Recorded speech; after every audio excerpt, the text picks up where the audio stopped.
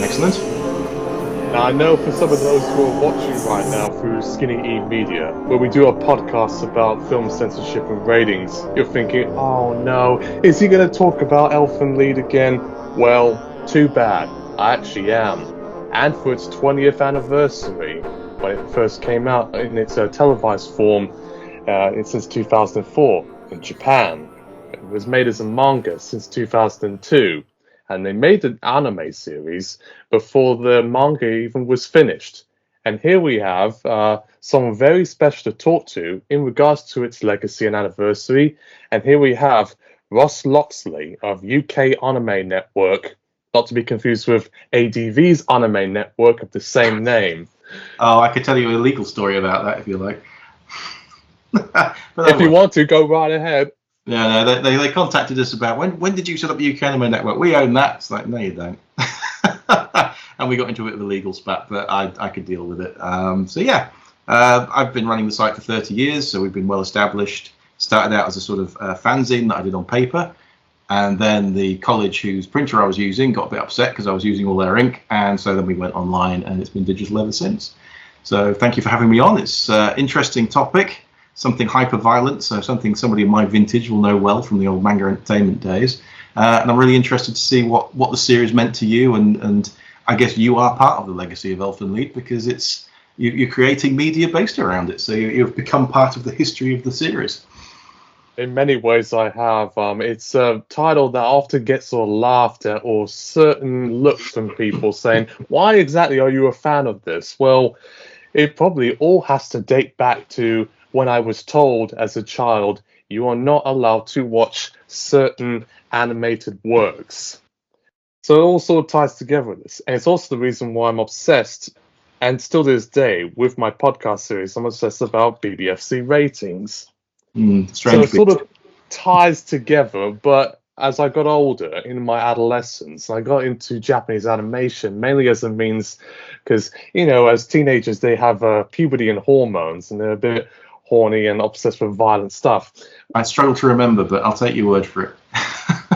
So then that comes that. So I was, seeing all these Japanese animated works through Love Film or whatever sort of channels I could get on Sky, because I thought that was interesting. I never really sort of saw this type of world, because prior to that, when anime was big thing for people with Dragon Ball and Sailor Moon, I just did not connect with it. I just didn't. But then came Daft Punk with One More Time and Interstellar 5555. That was a very good sort of music videos, but that I didn't consider anime and its low. So I just thought, hey, music video with animation like gorillas. Yeah. And as I got older, with the adolescent thing, I was a bit of a twisted, horny bastard. Then came all the anime stuff, and I thought the reason why this appealed to me because I saw an attractive mutant lady on the DVD cover for Volume 1, not knowing how disturbing it was going to be when I actually saw it on Propeller's Anime Network block back in 2007. Oh, so you were their subscriber. I know I had at least one. I guess you were it. But no, I remember it coming out. I think we ran a news story about it way back. But Propeller didn't last long, did it? No, it was very much short-lived. The next thing you know, I finished watching Elfen Lied. They had Guyver, new version, 8 episodes of Evangelion and Cowboy Ragtime, and then gone. Yeah. Rapture TV, gone. Yeah, just about enough time to watch what was on it before it disappeared again. It was pretty short-lived, but they had some good titles. Kaite Ragtime Show is underrated. I quite like that. But you find somebody who would remember it that isn't me. Hard to do. But then there was a lot of series around that time. It was a case of just throw everything at the, into the mix, grab whatever licenses you could. And the industry's changed massively now. The market's changed hugely. But back then, it was because I had on digital. That was my way of getting onto. I think we couldn't afford Sky when I was growing up. But when I was about 16, 17, on digital had just come out. You could plug it into your telly and go through the aerial and get get all these channels. Like I had Sky for the first time ever, and I had Cartoon Network. So for the first time, I seen Dragon Ball. And it was a series that was huge in Asia, Europe, but like things like Rambo, which were big in Italy, never came to the UK. So we were very bereft of things to watch back then. So any kind of new channel was, of major interest. But yeah, it's the whole landscape changed. And I think, as we sort of discussed in the pre-chat, Elfen Lied was kind of a throwback to an earlier time, sort of my time. But it was very unusual for you guys. And as you say, the designs of it are really appealing. I mean, the T-shirt looks great. And it's a really nice character design with really unusual kind of graphics around it. Catches your attention. So I can see why it made a splash when it landed. And it was really well reviewed by just about everyone but us. And it's inspired an awful lot of fandom. And people are fans because of Elfen Lied. So it did its job as far as that goes, and it did it the same way that they originally did it with manga, which was shock the hell out of you and make you come back for some more. Exactly. I do remember some of manga's earlier releases, because I was told as a child you can't watch Perfect Blue or Ghost in the Shell, and I wanted to see those on Sky. It was on a channel called U Direct, which is a bit like Sky Box Office pay-per-view. But because there were 15 and 18 cartoons quite similar to this, I was like, why can't I see this cartoon? No, well, I mean, those were good. Those were good films, but I mean, we were sort of brought up on Yoritsuka Doji, which is horrendous. Monster City, Shinjuku, Wicked City, Fist of the North Star, where heads explode, and one of the bad guys is voiced by Optimus Prime. So it was really kind of visceral and not always very well animated. So we were sort of brought into anime that way, and for me it didn't really appeal. Project Eiko was my favorite of the manga original releases, which was violent but slapstick, and so that worked for me. As a fan of Rambo, it was about as similar as you could get in animation at the time without being full of blood, guts and gore. I mean, even Akira for me sometimes is a bit much with all those bits of body expanding and stuff. It's quite disgusting, but some people really love that stuff. A lot of the writers on the website are like, oh, ultra violence is the best violence, and I'm just sat in the corner going, oh, it's too bloody, where's the cute girls gone? But some of them do stand out, like Berserk, and when the violence is in service of the story, I can take it. So Elfen Lied was a funny one on that scope, but we'll get to that. So you must have found Elfen Lied sort of fairly early on in your fandom. Yes, for the most part. We don't get into anime until 2006, 2007, with a few precursors with like the Daft Punk music videos, like One More Time. I also did like the theme song from Dragon Ball Z, but I really did not like it because I just didn't get it. So when I got older and I started finding out all these titles, and Rapture TV had Excel Saga, which I watched religiously. Yeah, nice. And then Spirited Away and Howl's Moving Castle, which I saw in the cinemas before I saw Excel Saga and Elfen Lied, and I thought those were pretty good animations because I was just getting acclimated to my baby steps, as you would say. Yeah, and I was going to HMV and Virgin Megastore all the time at Central Milton Keynes, and they had all these bizarre titles that I just didn't know what the names of them were. And then, I spotted this mainly because I saw the attractive lady on the DVD cover. It was like Pulp Fiction. I wanted to see that as a kid because I liked the lady on the VHS, but obviously because the age restriction, it wasn't possible. But with Elfen Lied, I wasn't quite 15 yet. I was watching 15 rated works at that point. I got Ghost in the Shell at 13 at the Borders, and I wasn't carded, which kind of tells you a lot. Because I was a tall lad and I had a bit of a mustache. Oh, well, you'd be right. And I thought, this is great, isn't it? And I got to see all these dodgy, naughty cartoons, although the 18 stuff was still a bit of a step too far. Afro Samurai would be the first 18-rated animation I would ever see, weirdly enough. And then, upon watching Elfen Lied, which aired on Propeller's Anime Network block, I was like, oh, this was quite rough on the edges. As far as censorship is concerned, I always will ask this question to anyone who is curious and who knows about animation and anime. How on earth did that get a 15 certificate?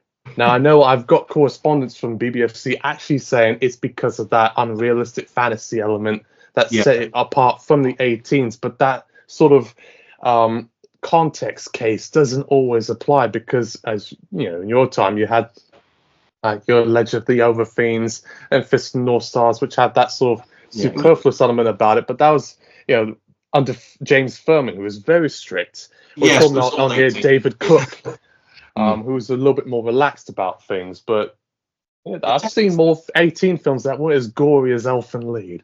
Yes, well, I think the thing is, it's sex that they used to sort of come down. And when I've spoken to people like MBM and they're sending stuff off when they're getting cuts and things like that, and I think Code Geass had the same problem. And fans get very upset about this. And I'm thinking, if you're drinking a cup of tea, you won't see it. I mean, it's just like it's. I think with Code Geass, it was just like a picture in a frame in the background, and it wasn't allowed to be seen. Memory's fuzzy on it, but they're very, very strange at the BBFC, and it's a very expensive process as well. So, companies don't like to go through it too many times. So if they suggest cuts, they just take it on the chin and go fine, much to the annoyance of fans. But it's anime as a whole, it's more accepted now. People know what it is, whereas even in 2005, it was a bit of an anomaly. It was like, what the hell is this stuff? Because they have to sit and watch it, supposedly. So if they're not having a very good time with it, they'll just be getting through it as fast as possible, gritting their teeth and going right, get it out. But no, it's everything when we started was 18, and it needed to be because it was pretty shocking. I mean, Yuritsu Kadoji especially was very sexual in its depictions of violence and sexual things, depictions of things that kids really shouldn't be seeing. And it didn't stop there. I mean, it literally everything they could get their hands on was the most violent and obnoxious stuff that they could find. And I never really interviewed the guys at Island when they'd started and then became Manga Entertainment, but they were really just picking up the licenses they could get that were similar to what they had already, that was successful and got people talking and got people to the shops and buying a copy. And Britain's got a history of this. I mean, the video nasty market, as soon as they banned it or Mary Whitehouse came on the TV to say, oh, you shouldn't watch this, suddenly everybody wants to watch it. And that's just how it works. It's always worked like that. Where the British don't like being told what not to do. So as soon as you get a censor coming up, suddenly everyone's got to see it for themselves. And that worked brilliantly for manga when they started. And as soon as they sort of hit that vein of free publicity, they sort of grabbed the baton and just kept going. So they did very well. Probably first 3 or 4 years. It was a long time before. I mean, even Bubblegum Crisis, which isn't that bloody, but is it's violent in its various scenes. I seem to remember some of those were getting 15s, and now I don't think they'd get a 12. There's a bit of blood in there, but not that much. And certainly the last episode, it's all very sort of fake looking in oil rather than blood. So it tamed itself down a bit, and it felt like the whole anime industry was doing that to itself. Then you got things like Pioneer entering the market with Tenchi Muyo, El Hazard, and all these sort of like tame comedy things with a bit of sexual content. And then Tenchi was getting like 12 certificates. It's like there's nothing in that that's dubious, but there is the occasional naked joke. So of course, bang goes the rating. And again, it's only paid for humour. No worse than any of the Carry On films that our parents would have seen. I'm not going to date myself that much, but you think about the sort of films we used to watch in this country. Barbara Windsor running around topless everywhere, and it was on television on Saturday afternoon. So things have really changed. We went through a very strict censorship regime, and manga was entertainment was on the other side of that coming. When people were prepared to be shocked. But this was cartoon, so it was new and shocking. So that was why it got all the publicity that it did. And Elfen Lied just played into that, I think.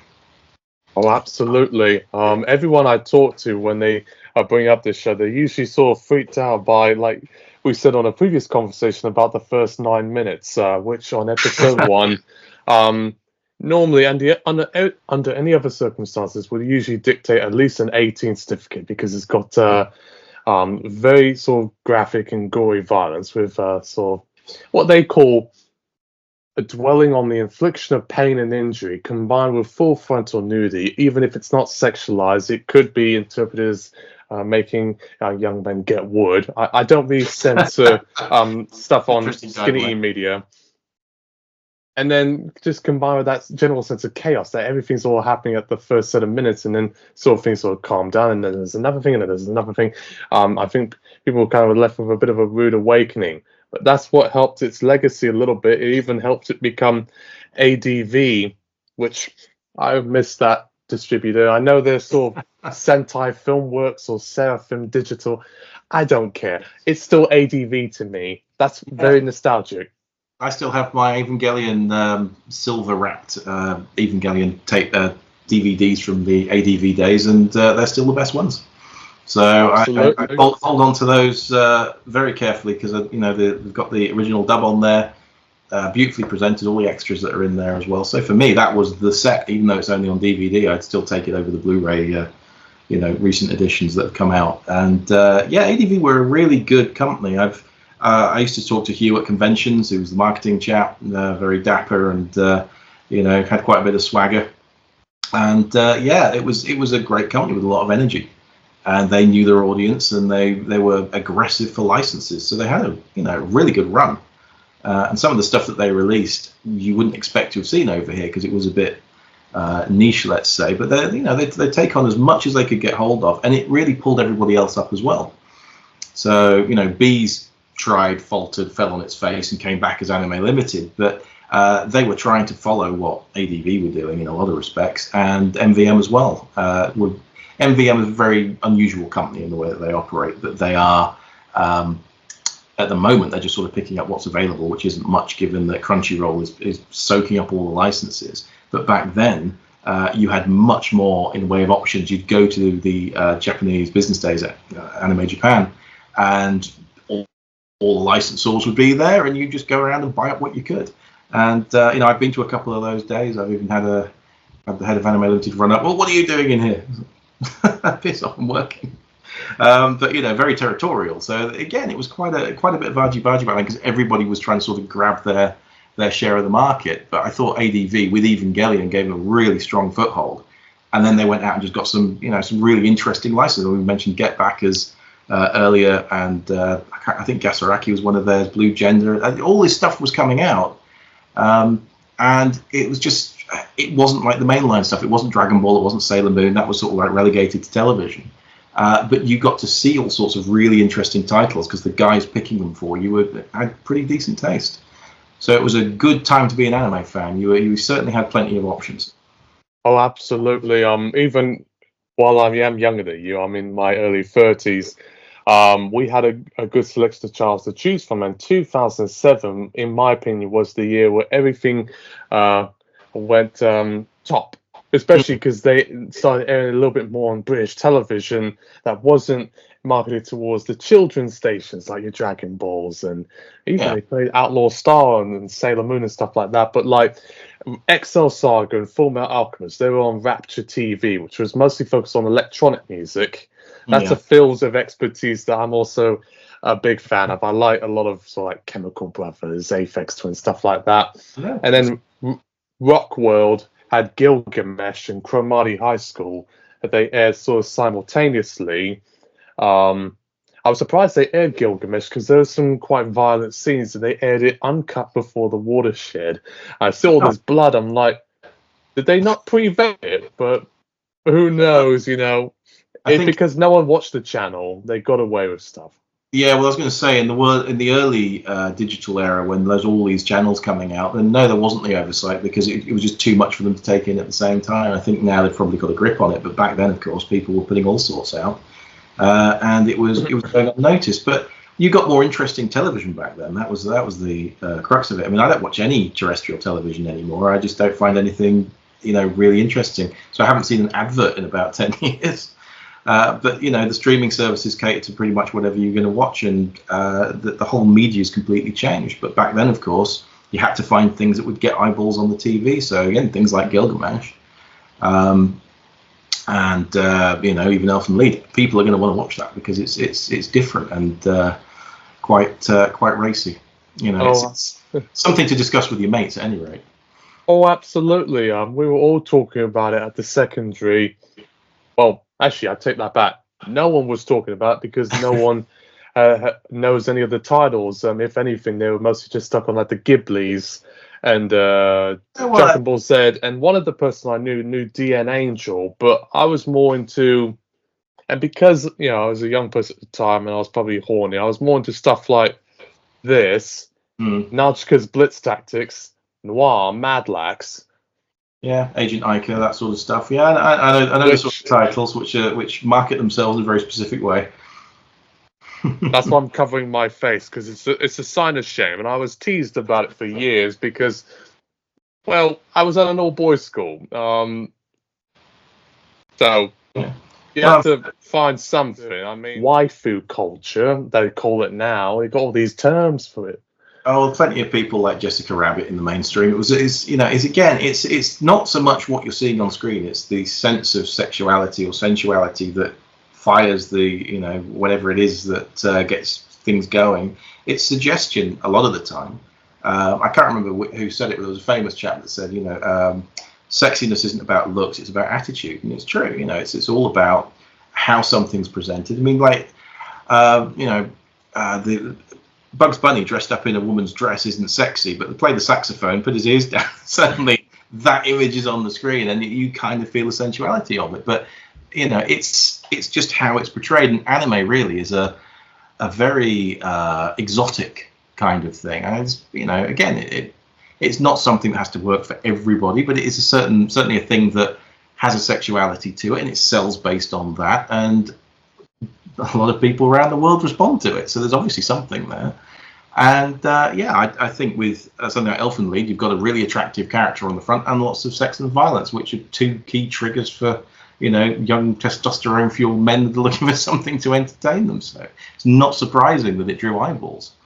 Well, absolutely. I mean, I at first when I mentioned about this, okay, I used to like animated women, I'd certainly got dirty looks from people like, what, you were never interested in who was the puppet at the time, like Britney Spears or Jessica Alba, Angelina Jolie as Laura Croft. None of that interests me. I didn't play video games really at the time, so anime was sort of this vehicle for me to be like, explore my sexuality a little bit.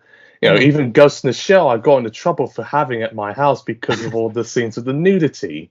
And it wasn't rated for a 15 certificate for nudity. It was because of some bits of gore and free uses of the F word. But there is a unfortunate flip side to Elfen Lied, that despite, obviously Lucy, who talks a lot like this in the English dub, it's actually very disturbing. And I often will openly admit to people that watch it with a VPN. It is one of the most disturbing animated works, whether it be Western or Japanese, I have ever seen. If anything, that one episode, called episode 5, that has 2, not 1, but 2 sexual assaults. I was almost not going to watch the show anymore. I thought, okay, this is over. This is not fun or cool anymore. This is horrifying to watch. They even had a disclaimer on episode 5 at the end saying, if you're a victim of sexual abuse, incest, or rape, please call this number. That unsettled me for days in a way that, like a road safety advert from Think or NSPCC would unsettle me. But ultimately, I sucked up, and I managed to finish the show ultimately on with episode 13 showing the clock moving, saying, I wonder what's going on here. And it says Das Ende. I had the strength, but unfortunately there was quite a few roadblocks, particularly episode 5, that almost made me say, I'm probably not going to watch this again. That was very upsetting.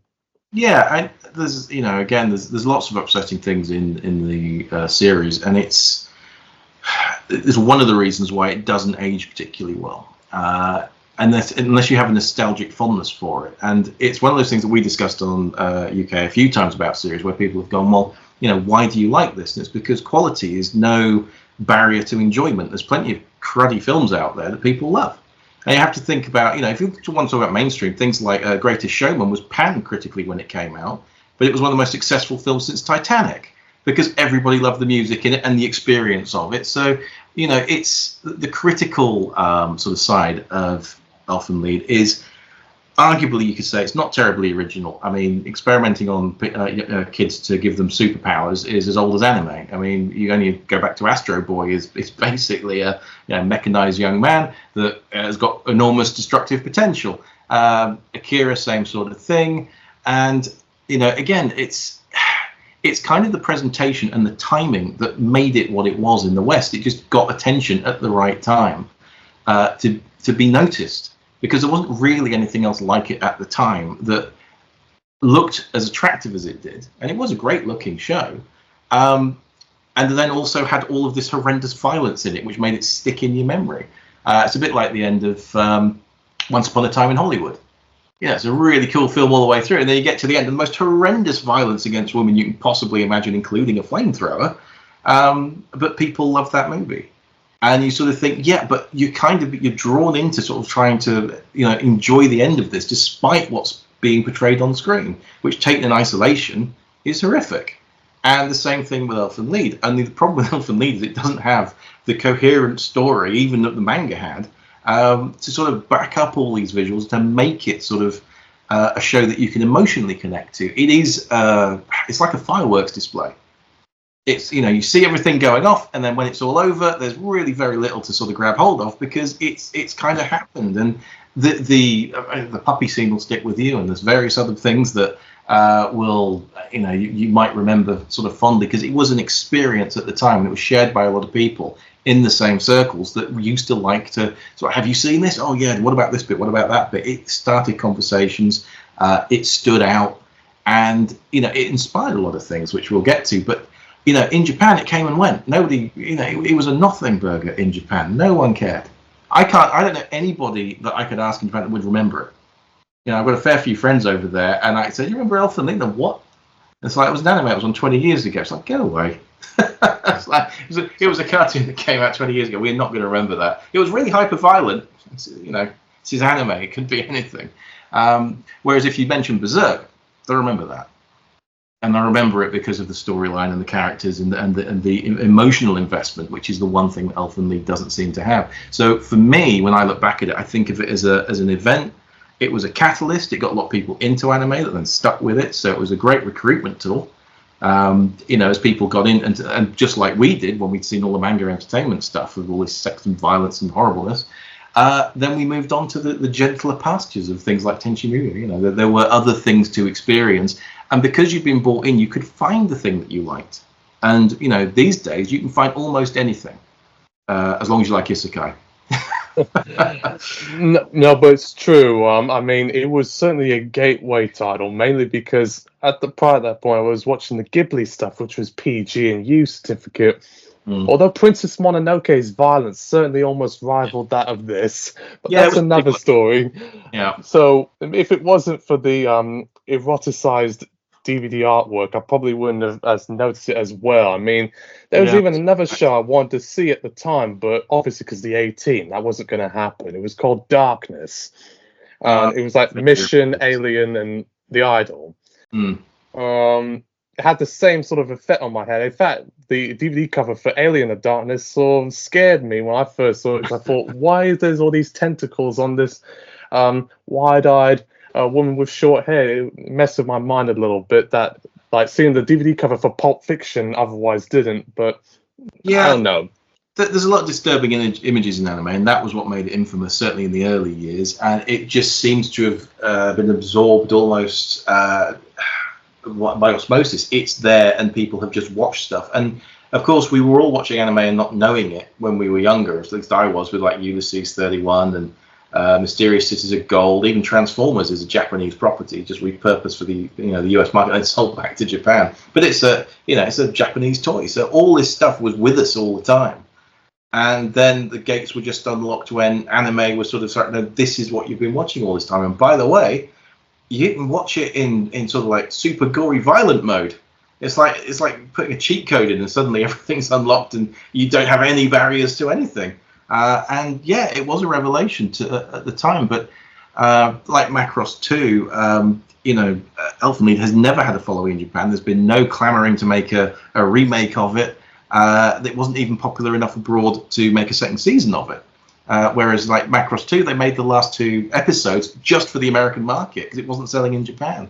So I know it had an OVA, but it's not had much, unless it's coming back and you're about to tell me there's going to be a whole redux of Elfen Lied and I missed it. They are going to re-release it through All the Anime or Anime Limited sometime in September.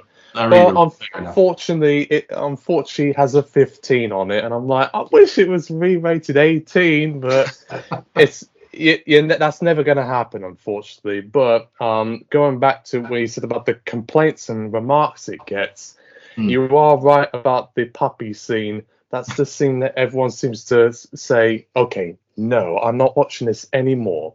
No. That wasn't the catalyst for me. It was the sexual assault and rapey stuff that was just bound too far. And then also there was violence against children, children being shot in the head. Could this be in violation of the Obscene Publications Act? That's why for many years I didn't talk about Elfen Lied. I even feared about getting it on DVD for the same reason I feared about getting 4 Lines on DVD, because I thought I would be prosecuted. Someone would arrest me just because they thought I was having illicit material. But the BBFC already is a sort of guard against that. They said, okay, this 15 certificate, it's sold in shops. It's not some sort of no, it's not Serbian film or Human Centipede 2. No, but it almost could be. Yeah, I mean, there's a lot of objectionable stuff in it, and certainly with what's been happening in Southport, it's in poor taste, I think, to watch it at the moment. And that's probably, I now have a 4-year-old daughter, so my perspective on this sort of stuff as I've gotten older has changed. And one of the things that Elfen Lied inspired was a webcomic by a guy called Dan Kim. And it was called Nana's Ordinary Everyday Life. And it's basically the systematic torture of a toddler until it has a very tragic ending. But it's basically it's based on Elfen Lied. But it was huge when it was out at the time. I mean, I missed it because it was webcomics and I didn't really do those so much. But it has a huge following and people still remember it fondly today. But God, it's depressing.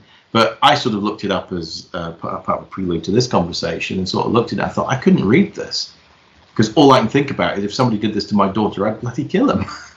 So you do find this sort of stuff is quite, it's very nihilistic. And a lot of people looked at it and the comments underneath it were like, oh, this is stabbing me in my heart again. And it made me so sad at the time, but, I love it.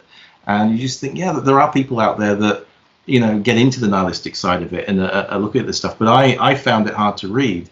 And as I say, with certain recent events, very difficult to sort of process as a kind of, it's not entertainment to me at this point. And, when you're young and you're stupid, well, I say stupid, but when you're younger and your tastes have not matured and you're looking for that, exciting thing. And some of the older writers on the Anime Network said ultra-violence is the best kind of violence, like Inglourious Bastards, that kind of thing, where you are seeing this sort of righteous violence. And there's a recent one, something about it was Guy Ritchie film, which had Henry Cavill in it and that chap from Reacher, but it was about ungentlemanly warfare. That's the one. And again, that's right. And it's gloriously violent. It's hugely entertaining, but it's set very squarely in an adult world during wartime, and that I find that I can process. But there are certain topics and certain elements now that, as an old chap, I can't watch it. So I'd find Elfen Lied even more uncomfortable to watch now than I did back then.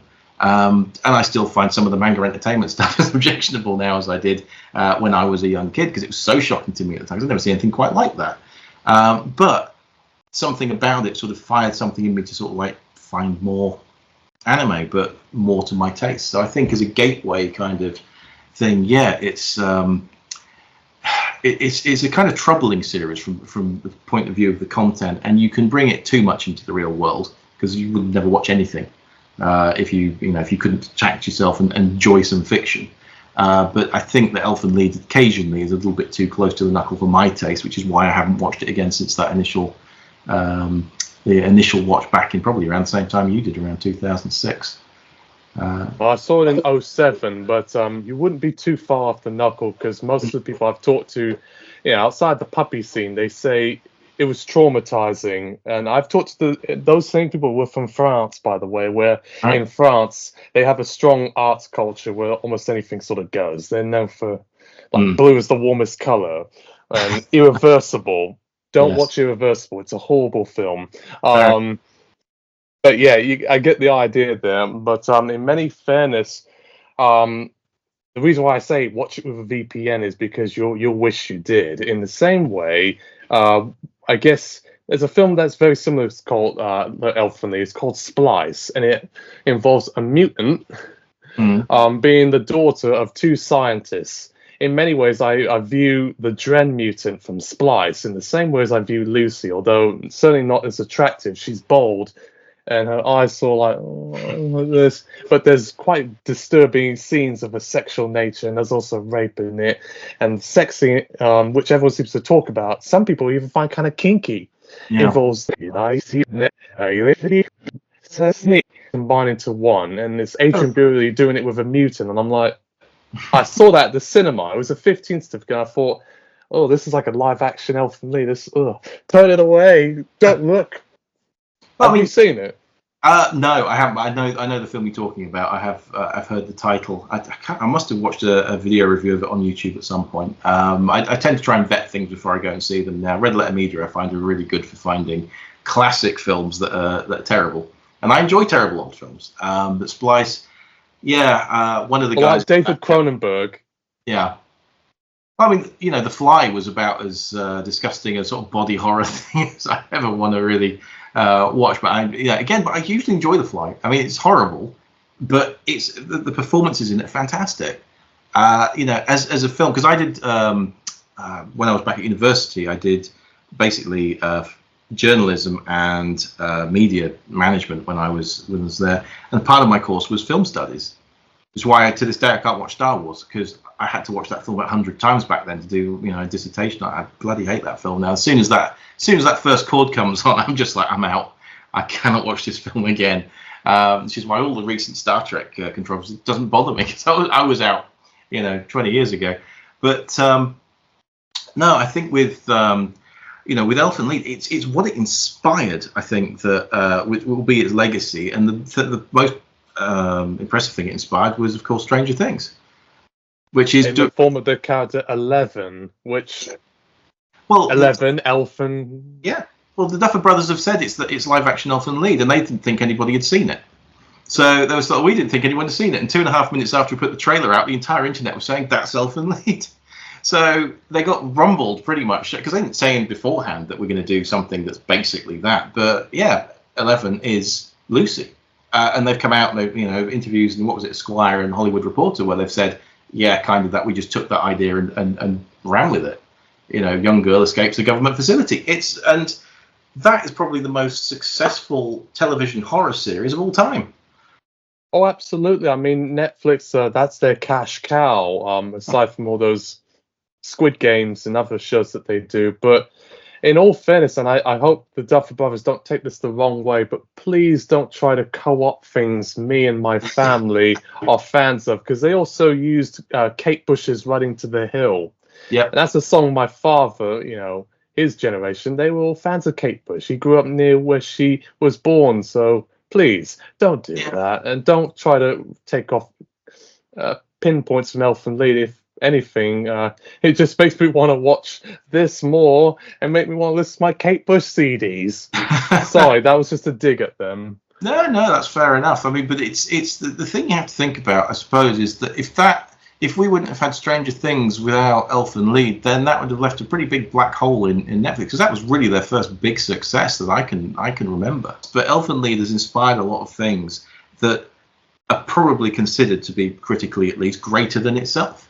And if you think that you've got this worldwide phenomenon, I was working in Milan it's about 6 months ago, and there was a pop-up shop for Stranger Things there. And again, wouldn't have been there if the Duffer Brothers hadn't seen Elfen Lied and been inspired by it to the point that they created a series that became a global phenomenon.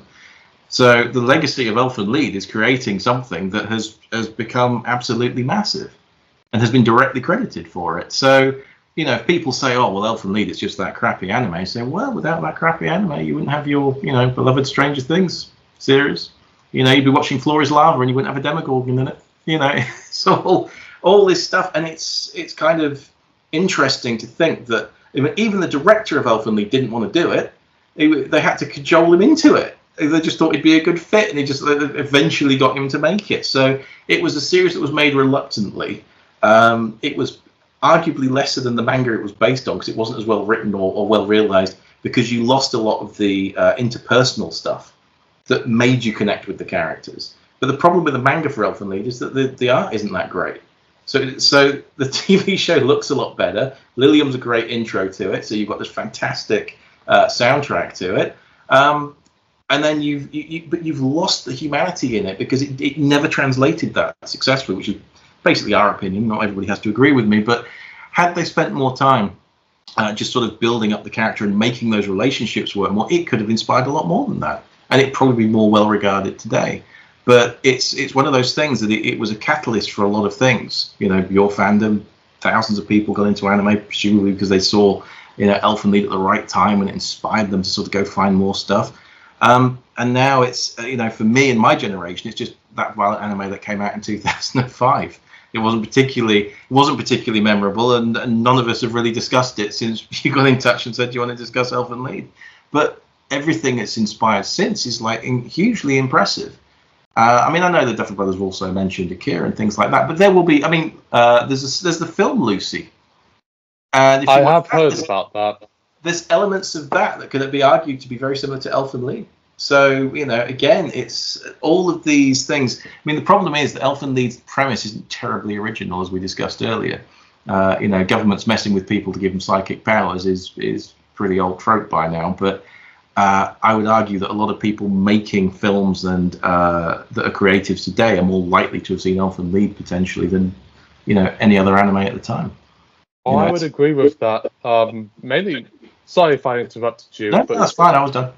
Because when I talk to other people about other animes I'm a fan of, like Excel Saga and Nautica's Blitz Tactics, Mad Lax, hell, even Sewer Experiments Lane and Mezzo, everyone's like, what? Come again? But Elfen Lied sort of, you know, gets people's awareness going, and I kind of get that as well. In terms of, you know, being influencing other works, I would say probably Splice is the closest thing to a live-action Elfen Lied you are certainly going to get, and probably some of the David Cronenberg stuff, which mixes the, you know, body horror, extreme violence, combined with the weird sexual stuff and rapey elements. That certainly would catch people's attention and be like, oh, that was a bit of a sort of emotional type of whiplash. Yeah, that's just from my personal experience, but I don't know about you, but well, I'm a fairly sensitive soul, so I tend to avoid all of the really, you know, the really horrific stuff, and I know what it's going to be, generally speaking, because you know, again, you've got the ratings, which are like a hit and miss guide. But I know people in the community, oh yeah, I know that one, I saw that, or somebody will see the screener of it before it was released to the public over and go, oh yeah, you are not going to like that. It's like, okay, I'll stay away from it. So I do have my early warning signals, but occasionally I'll see stuff, and you know, I don't mind being shocked. I don't mind having things that, you know, make me think or sort of like, oh Jesus, that's a bit much. But you know, again, I think with Elfen Lied, for me, the lasting impression it made, apart from, you know, that puppy scene, was that it was a fairly cruel anime with very little sort of what would I say? Not hope necessarily, but much humanity to it. Everything felt very disposable in it. You know, life was disposable in it. Limbs were disposable in it. You know? And sometimes people lost them and just got prosthetics, so it didn't ever seem. You weren't losing anything of any value. So at the end of it, you kind of felt like you hadn't watched anything of any value. But if you'd have had, you know, just a little bit more coherence in like the plotting and the characters, it could have really elevated itself above the violence. But as I say, it's like a fireworks show to me. I just remember the violence, and I don't have any attachment to the characters apart from that poor dog. No, but some of your criticisms, I've heard the same thing people say about Gantz. That's an 18 certificate animation, thankfully, but I've heard people sort of shit on it. But on the flip end, people seem to hold those same sort of criticisms for Sausage Party, Watership Down, and Coraline. I know those three probably don't go together, but they are animated works that were very controversial and many parents do not like. I don't know if you can speak for Watership Down or Coraline or Sausage Party, because not Sausage Party. Coraline, I think I saw a while back, but Watership Down, we had to watch that at school. So if you want to see a class full of kids just bursting into tears at the end of a film, then that's the one you put on. And the other one we were made to watch, and we had very cruel teachers, was something called Taka the Otter. And it won't be a surprise to anybody that the otter dies at the end. So, it's one of those things. I don't know if they think it teaches us about death, but God, it's depressing. And also quite dull. Not only are you bored for an hour and a half, and then you're upset. So it's not a great combination. At least with Elfen Lied, you get something sort of like visually interesting to watch while you're being shocked and appalled. So, it's Gantz was another one that when it came out, and I'd say Goblin Slayer as well, if you want to sort of like start putting together the ultimate box set of upsetting anime. Gantz, I think, was shocking because of the cruelty to the characters in it.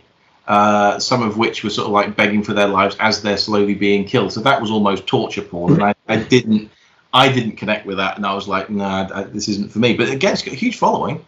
Loads of people love Gantz, and that's had Gantz Zero and various other spin-offs. So there is a market for that. For whether it's the style of it, those weird suits that they wear, the vein of humor that runs through it, which is pretty dark. And then you've got stuff like Goblin Slayer, and I thought, oh, it's an isekai, I'll watch that. And it wasn't an isekai, it was just fantasy anime. First episode, bunch of young girls go into a cave. It does not end well for them. And I was just like, okay. And then their bodies are attached to basically as meat shields going through a battlefield while they're still alive. And I was like, I'm out. I can't handle this. And that was a series that, again, it has that visceral nature to it that Elfen Lied, Fist of the North Star, where life feels very throwaway. And I've just got to a point in my life where I just, for me, I just can't. It's one of those things. I've almost got to what my wife has made me watch all of Sharp.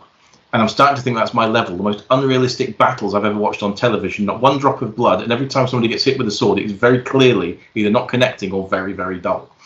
We were watching that. She goes, oh, isn't it a wonderful drama? I was like, it's the most unrealistic thing I've ever seen. Tell you what, I'll put Elfen Lied on, see what you think. A bit of a whiplash right there. I don't think she'd appreciate it, but that's the kind of the disconnect. When you look at what people are generally used to, and Sharp's a good example of this. On-screen violence is very, very sanitized, and then when you watch something like Elfen Lied, where it really, really isn't sanitized at all, that's why it's shocking, and that's why people remember it, and that's why it stays on the mind. And for some people, it's like, wow, that was such a shock. I kind of want to get that shock again. It's a bit like going on a roller coaster. You can go on the same one several times, but it's never the same again. But you find another one that's really scary, and then there you've got some entertainment. So I think it gets people wanting that adrenaline and that rush. But if even you are struggling with getting through episode 5, and the puppy scene, then it's clearly it's a very upsetting sort of series, and for people who are more sensitive, it's just not going to be a thing they want to watch. And I think anime generally, as an entire medium, or certainly a perception, has moved on from that now.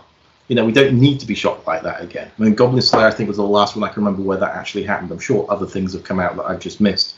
But that one, I thought that felt a bit like a throwback in the same way that Elfen Lied did in 2005, where I thought, wow, this is just really shocking. But Goblin Slayer is hugely popular.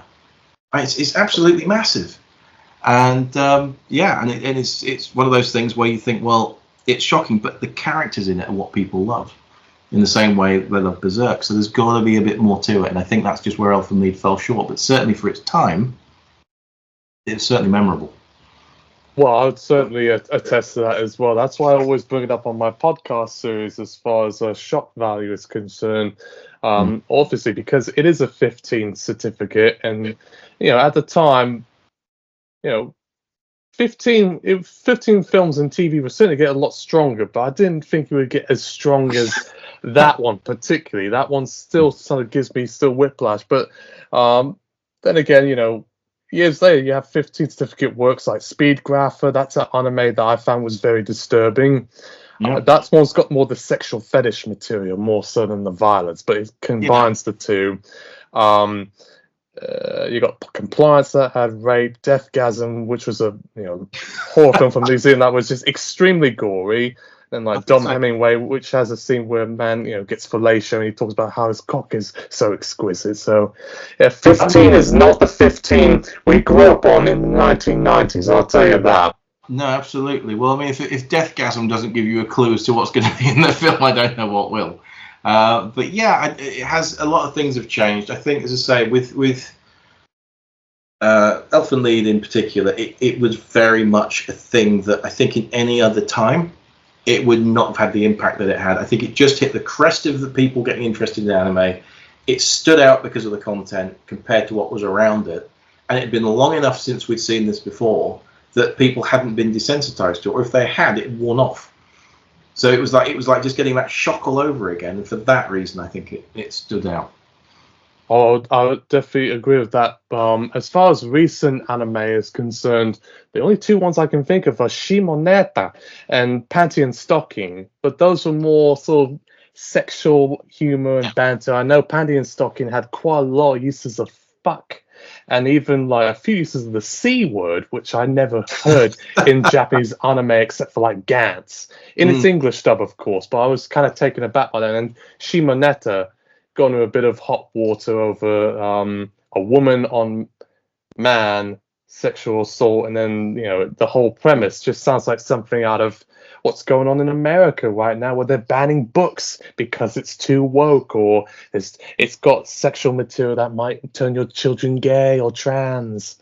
Oh, I'm a very political person, so I apologize if I like to insert. No, that's fine. I'm well used to it. I mean, I'm also fairly political, but it tends to be that I used to have a podcast on the Anime Network where I used to discuss things with Seb, and we had very sort of different political opinions. We had very different backgrounds growing up, and we used to enjoy debating each other. And we've lost that art now. We can't talk to people about things that are political anymore because people just get offended, or you immediately get labelled a thing. And it's over. That you can't start having a conversation with people when you start insulting them. So, I keep a small group of friends that I'm political with that I know that we can, disagree and things like that. And it's a shame it's gone that way because I like hearing other people's opinions and their thoughts on it. I mean, we had a trans writer on the Anime Network 20 years ago. We never made a thing of it, but they're an interesting person to meet, and they had, they were a really good writer. But it was never something we mentioned. But now you can't escape it. So things have changed. The whole, there's always been, as far from me growing up, there's always been trans people around, there's been gay people around, bi people, all this sort of thing. And people seem to get more offended by that than it would be by the puppy and Elfen Lied, which I just find extraordinary. Well, there you go for some people. I mean, I was even given dirty looks for being him being into sort of sexy violent animation, because I thought, well, shouldn't you be into basketball or hip hop? I'm like, fuck you. So I know what be on the end of sort of, anime, it's only for creepy white fellas. It's not for anyone else. That's what I also perceived as it. When I was growing up, I thought it was for guys who are obsessed with katana swords and want to masturbate to ethnic pornography from East Asia. You've heard the stereotypes in that Vapors song as well, but I won't go into detail about that. That's fair enough. But I think one of the things you'll find is that Excel Saga, I've got it on my brain now. Probably watch it soon. But it's a great show. But Elfen Lied does play into that stereotype as being a weird thing that creepy people would watch, and I think that's kind of its problem. I mean, you see, it's very hard to, if you were going to have this conversation, say, we should watch this again and sort of see what we think about it, you'd be hard pressed to say, well, the merits of this, this series was fantastic because of this. And you think, well, it was great for its time, in terms of what it accomplished and what it's influenced since. But I don't know if you can say it's a critically great anime, but there's a whole generation that fell in love with it because of how it made them feel. In the same way, The Greatest Showman is the same thing. That it's not a critical success, but everyone loves it.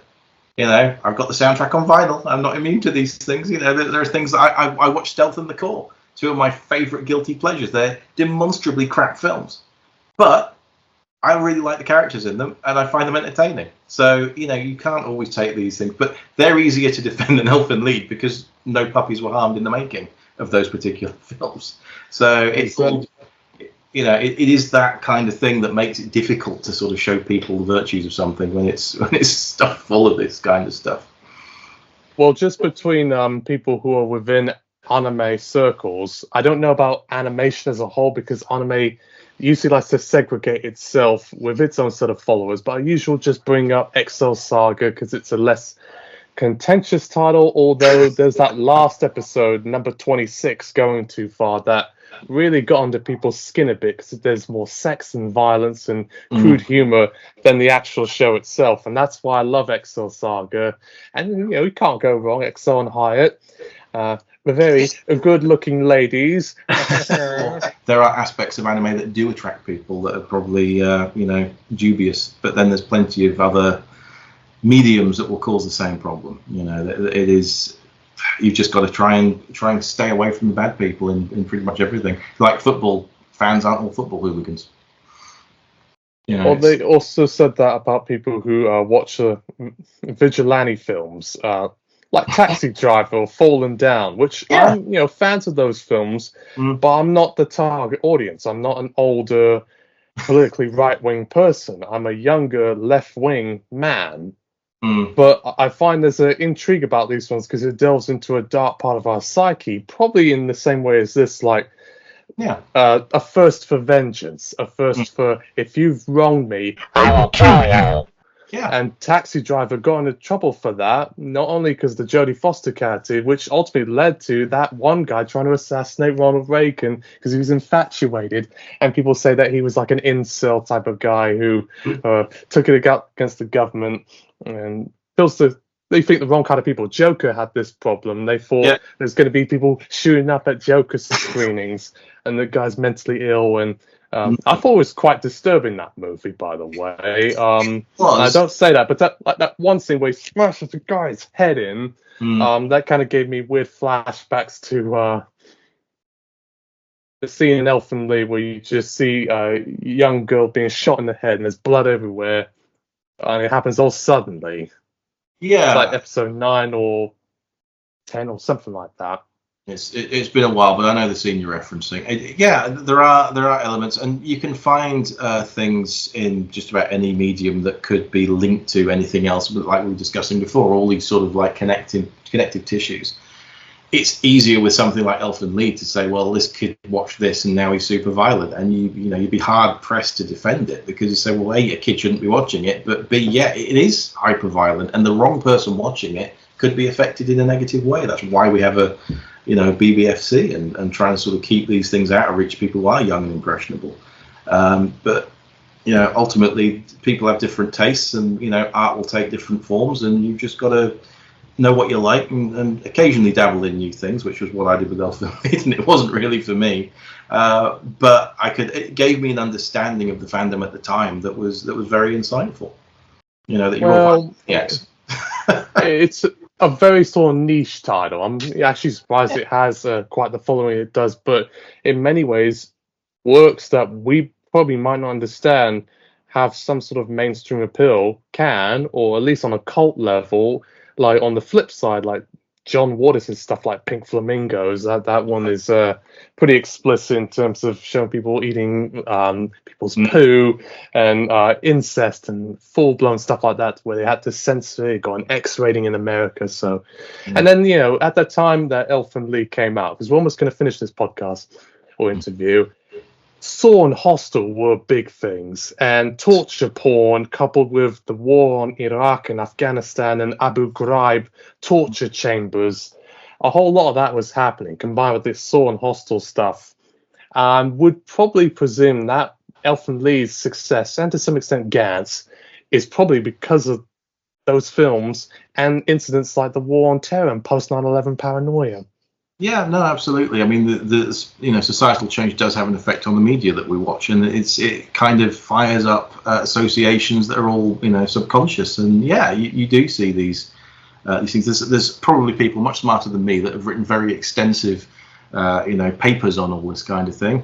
And but you, just as a layman looking at it, and somebody who's seen an awful lot of unusual things from Asia and things that have shocked and disturbed me, and things that I found surprisingly enjoyable, and it's almost challenging to yourself to see what you're going to like. And certainly early Japanese anime for us was all shock and awe, and quite relentless for a good couple of years, to be fair. There wasn't really much sort of gentle stuff going on. but at least with something like ELFEN coming to the market, if you didn't like that, there were other options. You know, there were things that you could get into. So if it attracted people, I mean, I do wonder if it put off more people than it let in. You know, obviously, I don't think it did, because there's obviously loads of people saying, "Oh, I saw it and I thought it was great," or, you know, it inspired me to make this, or whether it's an online comic strip or a TV show, whatever else. There are people that saw it and took enough away from it that they felt inspired by it. So there's obviously some sort of artistic merit in there that, you know, while it might not be for me, I can appreciate. I mean, it influenced me on some level because I also wrote a script about a man who falls in love with an anime character come to life that ultimately is sort of Lucy, but without calling her Lucy because of legal reasons, and has sort of telekinetic powers.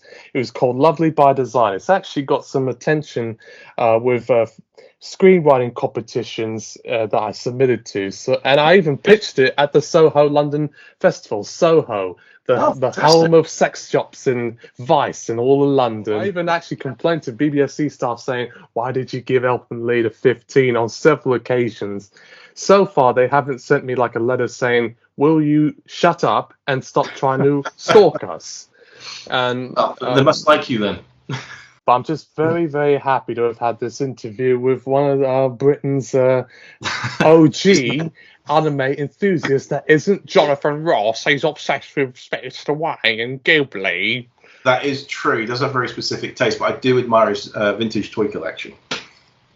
There is a man with some taste. I've seen a few interviews going around his collection. It's very impressive, almost as impressive as mine, which sadly you can only see some of in this shop. But you know, my office is what my daughter refers to affectionately as Daddy's toy office.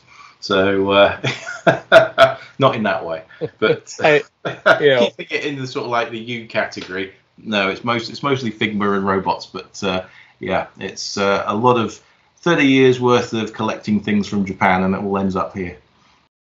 Hey, what better way to? I mean, I collect certain stuff from my adolescence and childhood. I've got sausage party merchandise I got from the competition, but more importantly, I always keep my little Woody from Toy Story hat as a memento of where my roots came from, and then Dexter from Dexter's Lab. I always keep a little sort of bobblehead of him as a memory of my childhood. That's actually, contrary to popular belief, Elfen Lied is not my favorite work of all time. TV, anime, anything. It's actually Dexter's Lab and The Simpsons, if anyone asks. And then for movies, it's Toy Story and Space Jam. Oh, very cool. So family-friendly things. Oh, yes. Well, I was more into the Western stuff, and I still am. But every now and again with anime, it's on a case-by-case basis, because I saw Boy and the Heron. But my favorite anime in the past 10 years, 15 years, because I haven't really been watching it regularly. I kind of stopped around 2010, 2011, and then I sort of got back into it just like 2 or so years ago. My new favorite one is Shimoneta. But my all-time favorite anime is Excel Saga and the music video One More Time by Daft Punk. Most of my fans, they're all fans of Cowboy Bebop. That's their gateway drug of an anime, which I totally understand. I would rather have them say Bebop instead of Naruto or One Piece or Dragon Ball. So nothing shonen then, just the stylish stuff. I mean, you know, again, anything with Yoko Kanno's music in it is pretty classy. So yeah, Cowboy Bebop's it's a good choice, but I feel it's a bit safe these days. Everybody says sort of Cowboy Bebop and you know, Evangelion and all these sort of things that people have seen, and not that they're not great, but I have just been made to watch them too many times. Well, I feel that way about One Piece. Everyone's obsessed with it. I'm like, I don't care. They're always angry on Dragon Ball, and on Sailor Moon it's always like, what's that gesture she does with the fingers? It's like, in the name of the moon I will punish you. Well, Excel Saga parodied it. See, well, that is one. Sailor Moon did pass me by, but then at the time it came out, I was a man. So you might as well put Elfen in the same sort of camp as like Serbian film or Antichrist or Yeah, it's got Caligula or whatever. yeah, Caligula is a blast from the past. But yeah, it's sort of like in summary, I suppose. Then for Elfenlied, it was something that achieved greater success in having existed than for what it was, which is just phenomenal. I think it had a huge impact on Western culture while having absolutely none at home. I just find that amazing. I would say so too. I think Cowboy Bebop is the only one I can think of that had that response, because that and Trigun are very Americanized with the jazz music, and then Trigun is a Western with the killer rock music and the theme song. I only like it for that one reason. Otherwise, I just don't care about Trigun. Well, if anything, politically speaking, this probably can act as a racism metaphor, but that's about as political as you're probably going to get, or something like ELFEN, because the Diclonius are sort of like a reference to insert indigenous, First Nations, Black, Palestinian. It's for you to kind of decide there. Yeah. And this from now, but it's been very nice to have you for about 76 minutes of talking about one of the most disturbing animated works ever made that isn't Watership Down, Waltz of Bashir, or well, some people kind of got freaked out over Coraline and Fritz the Cat, but who do we know? And I went to Vienna to see the Gustav Klimt Museum, where they got the inspiration for the opening credits that looked so artful. I was there when they have the paintings of Gustav Klimt that influenced the lead. So I can speak from personal experience, and hopefully people take it quite positively. But if people got on about the puppy, I think I might have to knock it on the head. You're on board because I tried to get Monica Rial. I'm sorry, not her. I tried to get Jason Douglas, who voiced Bondo from Elfenlied, with the sunshades. I didn't hear back from him. I didn't hear back from Kira Vincent Davis, who voices Lucy and Nyon. Yeah. Couldn't get them. So what better to get than the UK Anime Network? Mainly because my anime experiences were all from the UK, more so than in the US, because I'm also partly American, but that's another story. No, fair enough. I think, again, the voice actors are probably too scared to discuss it now. Hey, that's great. Yeah. Let's make it into this forbidden film or TV show you're not supposed to see. It's what happened with Irreversible, the Gaspar Noé film. You're not supposed to talk about it. All right, then. I'll speak to you soon. Okay, that's great. Take care.